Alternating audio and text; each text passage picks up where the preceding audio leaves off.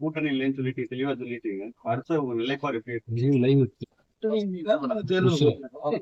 அனைத்து இந்திய அண்ணா திராவிட முன்னேற்ற தலைமையில ஒரு வலிமையான கூட்டணி நாடாளுமன்ற தேர்தல் அமைக்க. புரட்சித்தலைவருடைய விஜயகாந்துடைய மரணம் அதுக்கான தலைவர்கள் வருகை அது ஏதாவது தேர்தல்ல கூட்டணி விஷயமா மாணவர்கள் தேர்தலே அறிவிக்கல. இப்பதான் அவருடைய குடும்ப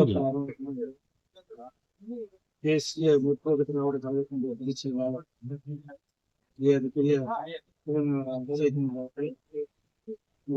இழந்து இதையெல்லாம் தேர்தல் அறிவிச்ச எந்தெந்த கட்சி யாரோட கூட்டணி என்பது சொல்லி அனைத்து இந்திய அண்ணா திராவிட முன்னேற்றத்திலே ஒரு வலிமையான கூட்டணி அமைப்பு நாடாளுமன்றத்தில் சந்திப்பு 7-8 தேதியில உலக முதலீட்டாளர் மாநாடு நடக்கிறது. இந்த மாநாட்டை பத்தி ஏற்கனவே உலக முதலீட்டு மாநாட்டை ஸ்டாலின் நடத்தினது. எந்த பயணம் தெரிஞ்ச மாதிரி தெரியல. புதிய தொழிற்சாலைகள் அதுதான் சொல்றாங்க. ஏற்கனவே அனைத்து இந்திய அண்ணா திராவிட முன்னேற்ற கழக ஆட்சியில் உலக முதலீட்டாளர் மாநாட்டை நடத்தி அதன் மூலமாக தொழில் முதலீட்டு ஈர்த்து புரிந்துணர்வு ஒப்பந்தம் போட்டதான் அந்த பணிதான் பல நடந்துட்டு இருக்கு.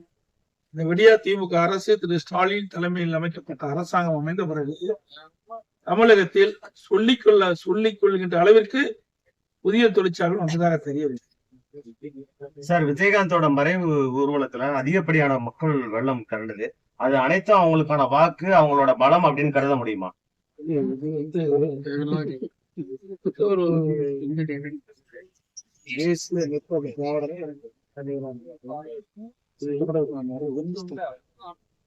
இது ஒரு தலைவருக்கு கிடைக்கும் இந்த நேரத்துல நீங்க கேட்டது பொருத்தமல்ல.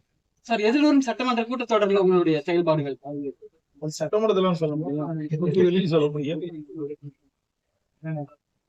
இந்த விடியா திமுக அரசு பொறுப்பேற்றது முதல்வர் அரசா தான் நம்மளோட சென்னையில் அண்மையில் சென்னையில் எக்ஸாம் புயல் வந்தது.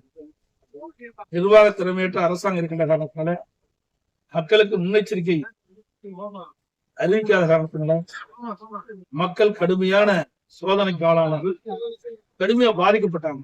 கனமழையா முன்னெச்சரிக்கை நடவடிக்கை எடுக்கப்பட்டிருந்தால் மக்கள் பாதுகாப்பா இருக்காங்க, துன்பத்துக்கு ஆளாகி போனாங்க. இது டிசம்பர் 3ஆம் தேதி 4ஆம் நடந்துச்சு.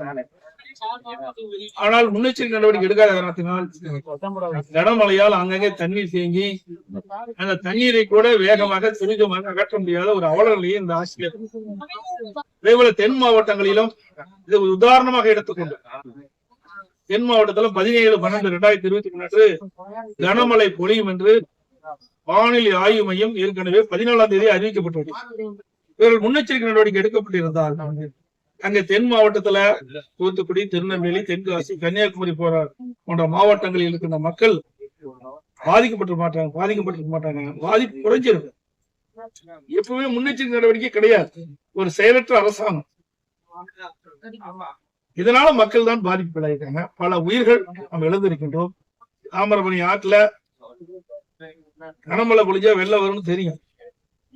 அப்படி இருக்கின்ற பொழுது தாமிரபரணி ஆற்றுடைய இருபுற கரையில் தாழ்வான போயிருக்கின்ற மக்களை அங்கிருந்து அழைச்சிட்டு போய் பாதுகாப்பா நிவாரண முகாம் தங்க வச்சிருந்தா விலைமதிக்க முடியாத உயிர்களை காப்பாற்றுறது.